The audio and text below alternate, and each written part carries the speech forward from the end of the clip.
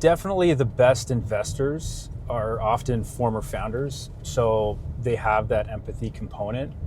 Obviously, myself, I was a former founder. I've built several companies now.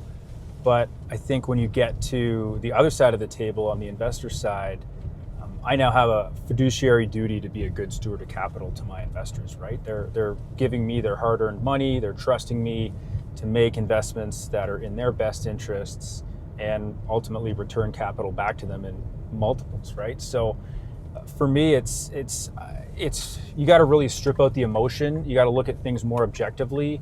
It's one thing to meet a really charismatic founder. You fall in love with the product, you fall in love with the team, and then you want to do the investment. But then, as you start going through your diligence checklist, you start to see some red flags, or maybe there's gaps here, there's gaps there. And then ultimately you might get to a point where you can't make the investment for whatever reason.